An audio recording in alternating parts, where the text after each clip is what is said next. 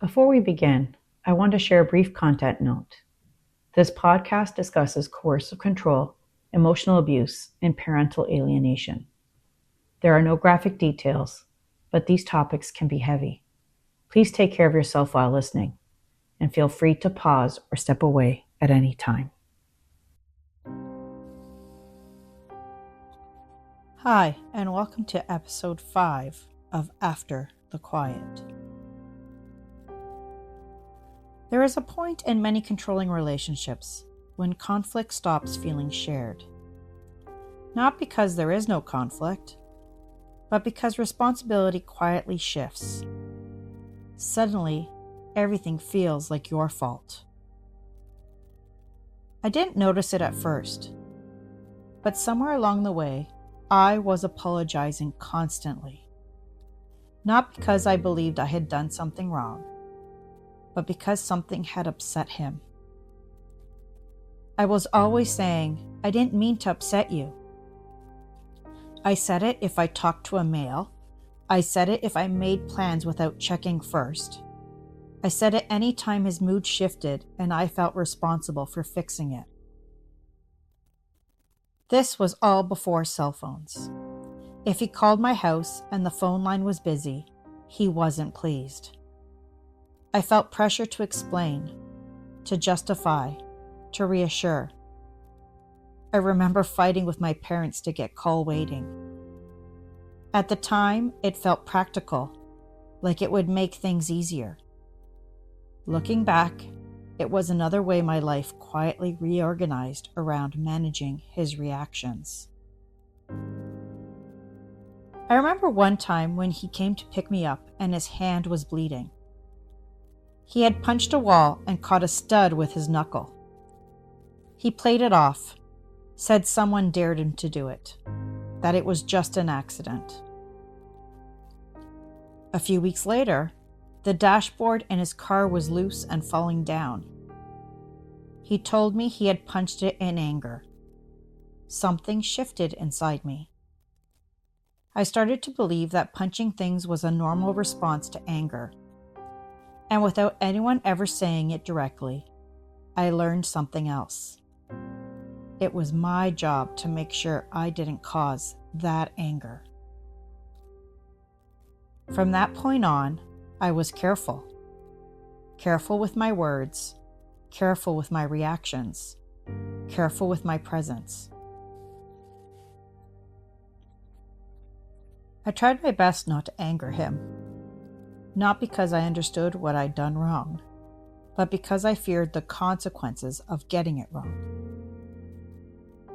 Arguments were never truly resolved. Things I thought we had dealt with would resurface later, sometimes weeks or months after I believed they were over.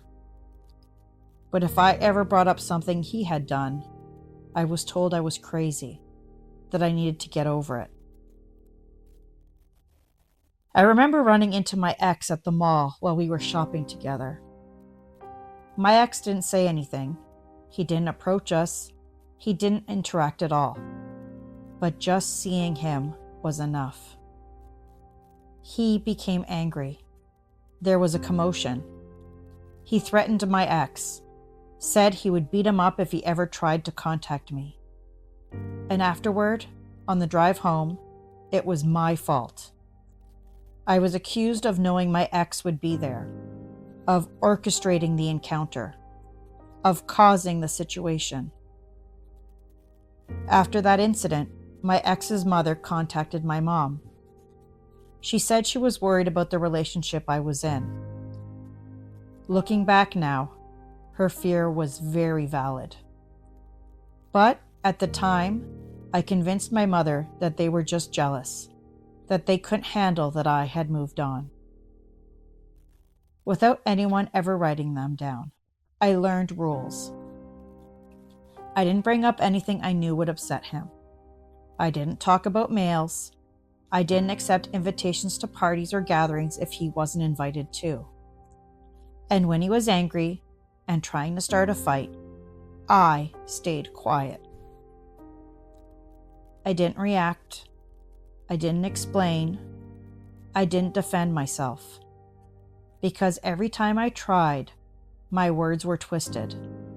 Silence felt safer. That silence, that self-erasure, is where this podcast gets its name. After the quiet. Over time, I started to believe something was wrong with me.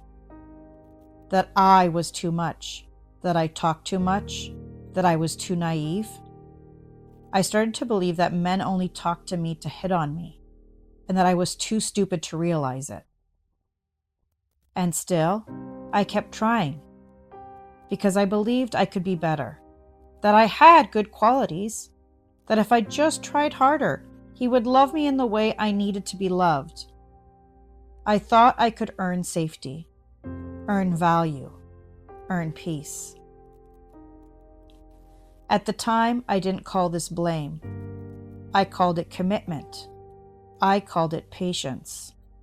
I called it love. And yet, I didn't understand that love does not require you to carry someone else's anger or convince yourself you are broken to keep the relationship intact. If you're listening and recognizing this, the apologizing, the fear of anger, the rules you follow to keep the peace, the belief that you just need to be better, please hear this. You didn't fail, you adapted, and that adaptation makes sense. Love does not make you responsible for someone else's violence. It does not punish you for existing. And it does not require silence to survive. In the next episode, I'll talk about what happens when shame settles in, and how the quiet can follow you long after the relationship ends. Thank you for listening. Thank you for holding this with me. And if this episode stirred something, go gently. Nothing here needs to be fixed today. This is After the Quiet. If you need support, please reach out to someone you trust or a local support service. You are not weak for needing help. You are human. And if no one else has told you this today, your voice matters.